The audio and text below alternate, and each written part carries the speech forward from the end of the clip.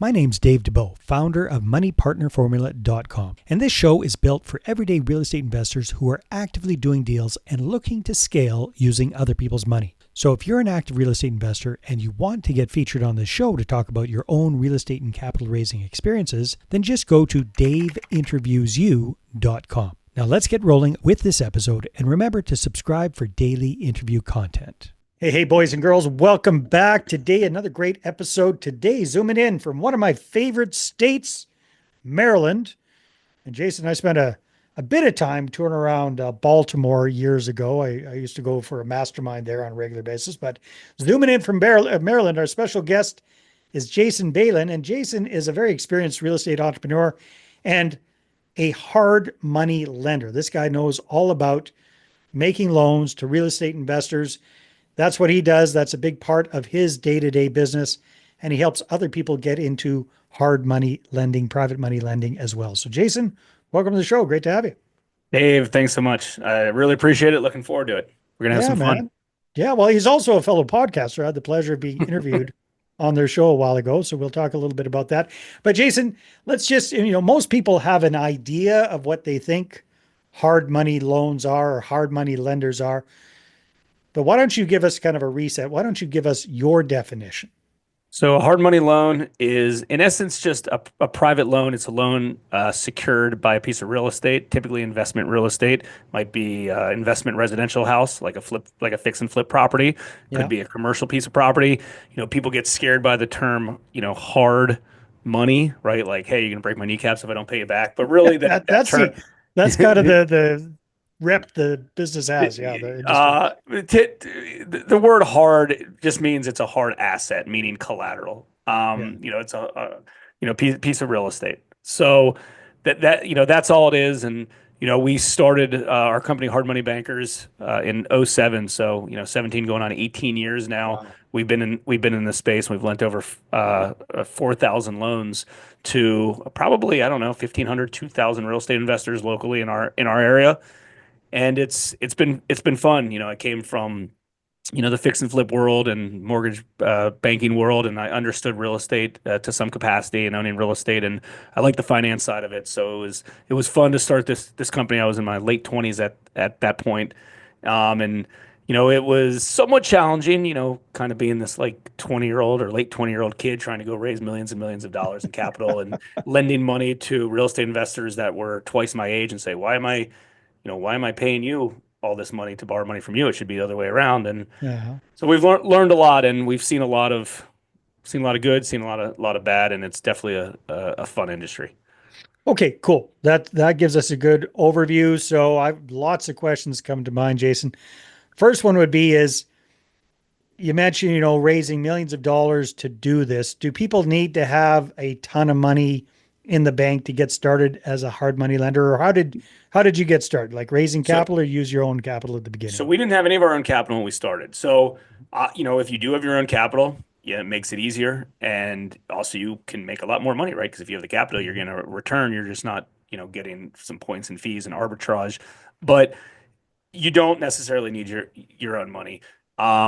Listen, one of the big myths that, we had to debunk early on is if you're a high net worth individual or you're somebody who's out there who has capital, you're always looking for some sort of platform or some sort of investment vehicle to deploy capital, right? The stock market has changed a lot over the last few weeks or a few months, and it was similar to that when we started. So we came across a lot of a lot of capital investors that wanted an alternative source, something that they can control, something that they could see, touch, feel. Something that had a hard asset backing it up, right? Yeah, that's right. So, it's funny. I thought it was going to be really hard to raise capital, and it was, right? Everything's hard. Everything in business takes time, and it's hard.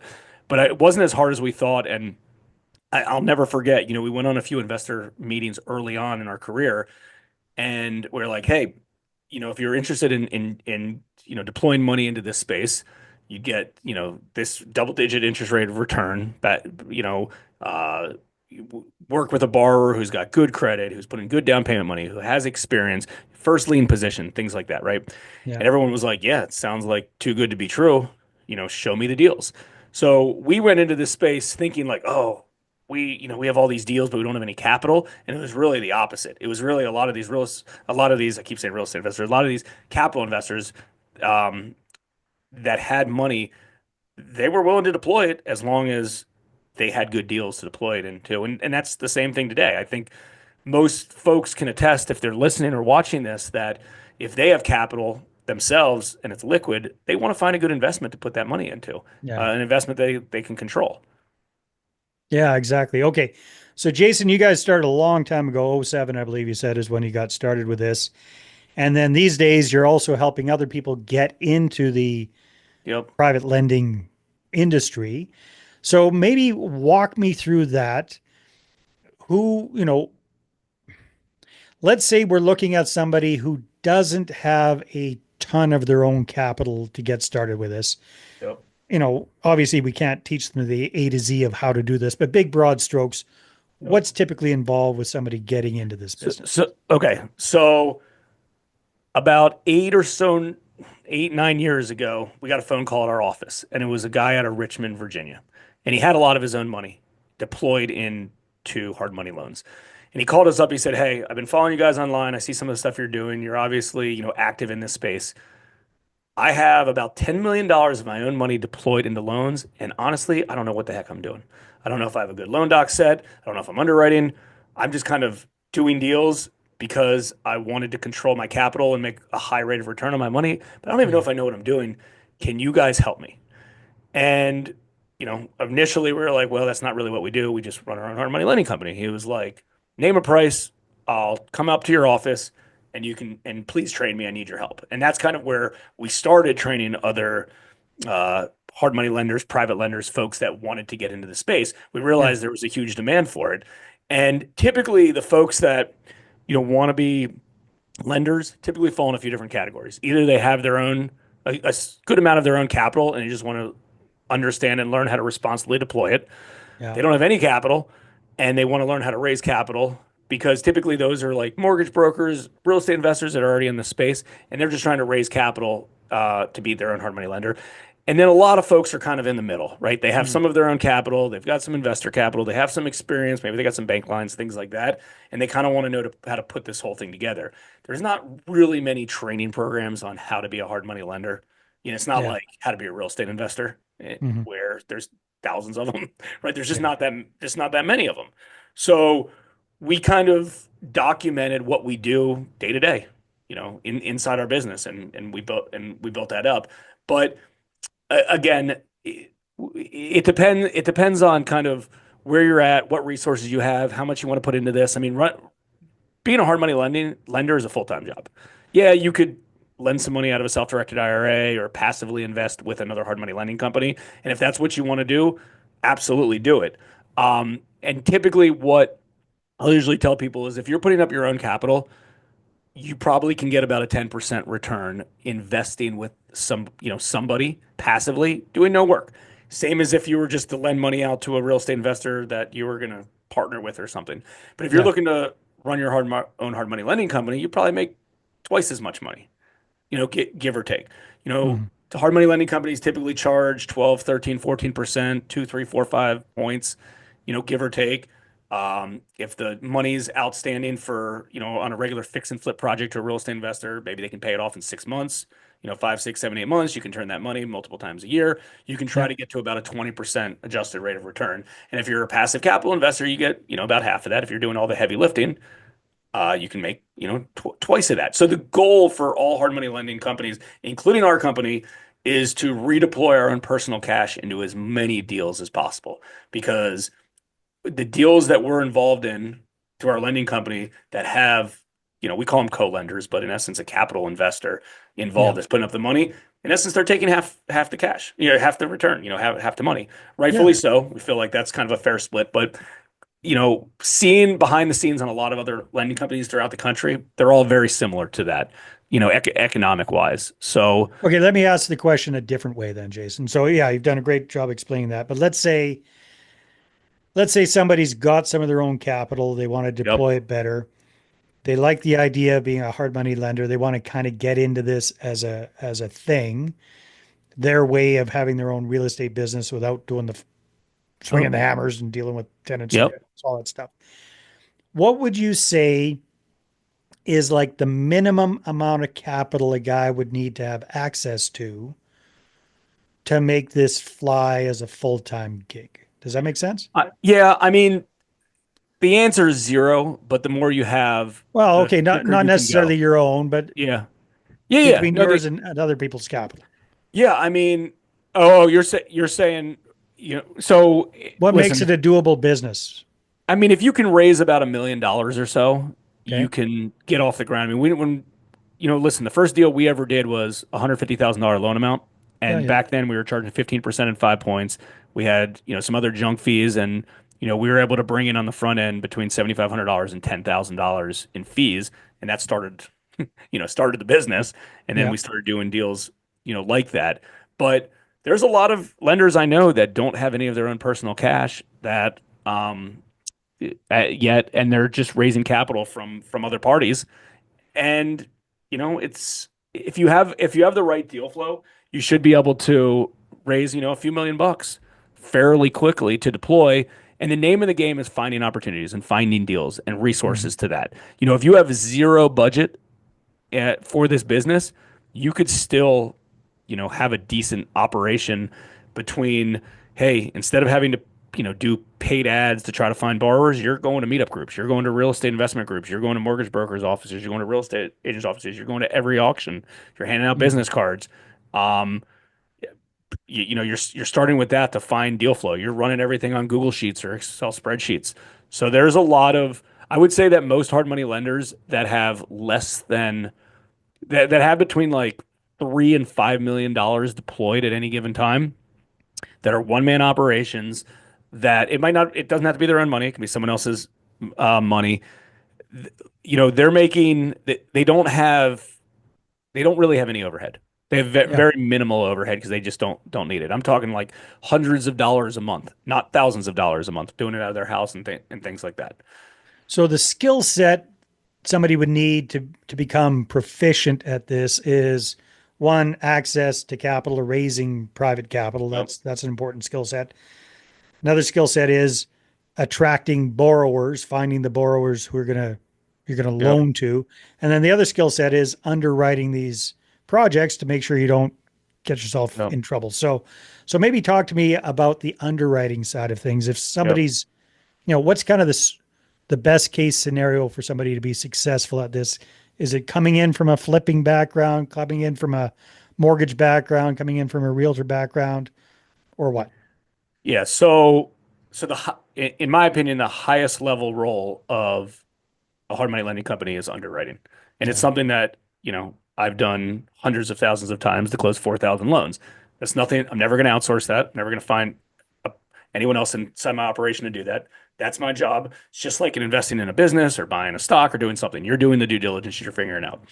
That doesn't mean that you can't have somebody helping you with some of that stuff, but like you got to make that ultimate decision because you got Yeah. to sleep well at night with your money or your Somebody else's someone money. Yeah. else's money on the line, and you can't lose money. That's number one most important rule. So the way we underwrite is we follow what we call the four C's, and this is in order of importance. So the first C is collateral, the most important thing. Like we're not doing unsecured loans. We're doing collateral based loans, first mortgages, Yeah. not Hard second or money third lending, right? position. Yeah, Yeah. these are first position loans, typically with at least 30 minimum 35% equity in there. The borrowers are bringing 20, 30% down to the table. Like we're not giving 100% financing. I'm not saying that there's other lenders out there that do that, but we're not doing that. We're in a good, this isn't just, hey, I bought a really good deal under market value and you have sweat equity. Like you're bringing real money to the table that belongs to you on these deals. So collateral is the most important thing. Obviously, it's got to be in an area that we're comfortable with, a piece of real estate that we're comfortable with. Some lenders lend on commercial, some don't know commercial. We only lend locally in markets that we know and that we're Mhm. comfortable in. In Maryland. I don't lend in California. I don't know California, although California does require a license. I don't have a license to lend in California, but either way, I don't know the area. I'm not lending over there. So collateral is Yeah. most important. Um, the second most important is character, right? Let me tell you what the four C's are first, and then we'll talk Sure. about that. So collateral, character, capacity, credit, right? So for other folks that have underwriting some sort of debt in the past, they might do this in a different order. This is our order, and this is what's worked. Character is very, very, very important. Right behind collateral. Like, can you communicate with the borrowers? Are they good people? We meet with our borrowers. Mm. And if there's a case that we can't meet with them, we're doing Zoom calls, right? We're not just talking to them over the phone. You can learn a lot by meeting people and talking to people and seeing what's up. Are they, you don't want to put them in a position that they can't do. There's a lot of Yeah. newer real estate investors that a lot of hard money lenders won't work with because they're new, they don't have an experience, and rightfully so. But you can learn from somebody just by asking questions from them, right? They might be new and they might be dummies, right? And then you can't do that. But there's also very new real estate investors that are very successful in corporate America or other entrepreneurs where anything they touch are going to be successful. And I Mm. love working with them. But you got to have a conversation and determine what's up. So then after that is capacity. They have the ability to perform on this deal. Do they have enough cash to perform on this deal? Do they have down payment money? Do they have an exit strategy? Right? Like if they have bad credit, they can't turn this into a rental property because they're not going to be able to get bank financing on that. Right. If they have, so do they have the capacity? And then credit. And credit's not everything, but it certainly tells a story. Um, Listen, one of the things about, credit in general is, let's say they go over budget and they have bad credit. They might not be able to get a Home Depot credit card in order for them to buy more materials, or they might not be able to get someone else to lend them money to bridge the gap. So we look at all of those things, and obviously go in a little bit more detail on that. But the most important thing is obviously the underlying asset, which is the collateral. Which if a deal falls apart completely, the underlying collateral should save it in order for you to get repayment. So, Jason, with the folks that you're helping get into the whole industry, are you finding kind of a common thing? Are a lot of them like flippers that just want to get out of the active flipping side of things and get into hard money lending? Or are they landlords? Or are they just people that have heard about this? And, where does that kind of A come from? lot of people have experience in this space already, Yeah. but they've kind of like they've kind of struggled their way through it the hard way because there was no kind of formal way for them to know how to do it. Yeah. So, you know, they, I don't know, maybe they were a mortgage broker at one point, and whatever deals they couldn't get approved, they would just lend their own money or their friends' money on those particular deals, right? They already had deal flow. Or maybe they're a real estate investor at one point and they realized that the hard money lender made good, consistent, and passive money, and they were working really hard to flip the house, and they didn't make any money on a particular deal. That Yeah. was their aha moment. It was like, maybe I should be the lender on some of these things. But typically, by the time they'll reach out to us or they'll listen to their podcast, there's some sort of pain point where it's like, and it's typically like, oh crap, like this isn't like a part-time thing anymore. Like I have real money, my own or someone else's on the line, and I don't even know if I'm doing everything the right way. And maybe I have a borrower that's not making payments and I don't know what to do next. So usually that's kind of where we come in and they find some of our stuff. They kind of just fumble through it themselves first and Yeah. just to see. I mean, they don't need to, but that's usually what happens. That's usually what happens. So you guys have, at this point have worked with literally, I'm looking at your site here, there's 2,600 plus members. That's That's right. pretty cool. So I won't hold you to this exactly, but what's your best guess percentage wise of those people? How many are just investing their own, they're well heeled, they're just investing their own capital? What percentage are kind of the hybrid, some of their capital in the deal, raising capital from other people, bringing them in? And what percentage are kind of like just 100% raising other people's capital to do hard It, money loans? it's like a third. It's like a Really third. It's like a third, a third, a third. And interesting. listen, there's some folks that just have a few $100,000 and It's a that's part-time thing. and Yeah. that's just part time, and they want Yeah. to and they're not looking to turn this into a hard money lending company at all. Um, and they're just like, hey, I don't want to lose my capital, and I want to make a good return of it. And there's again on the other side, there's some folks that say, hey, I want to go all in and be a hard money lending company, and I don't have any of my own money, and I need help to raise it or resources to help raise capital, and that takes time as well. Mhm. Um, and then the folks that see the quickest success are the ones that are already kind of in the space doing stuff and they have done some deals. And then they're in a spot where it's like, hey, I want to do this correctly and I want to throw gasoline on this. Yeah. So if somebody's kind of getting what I'm hearing, like the number one thing to make sure you got dialed in is the underwriting. Like it's all important, but Yep. that's the sink or swim. How long does it, in your estimation, take somebody who's motivated to get good at underwriting? So it's being a good underwriter is talking to a lot of borrowers and having access to deal flow. Too many Mm. lenders do not market. The reason they don't market for deals is because they think that, oh, well, I don't have enough capital right now and I can't handle what I have. I need to go raise capital first. And that's the complete opposite. Hmm. Like, think about it like this. If I talk to 10 borrowers this month, inquiries, leads, whatever, 10 people, 10 real estate investors this month, and you talk to 50 real estate investors this month, who's going to have better deals? Let's say we each have $100,000 that we can lend out.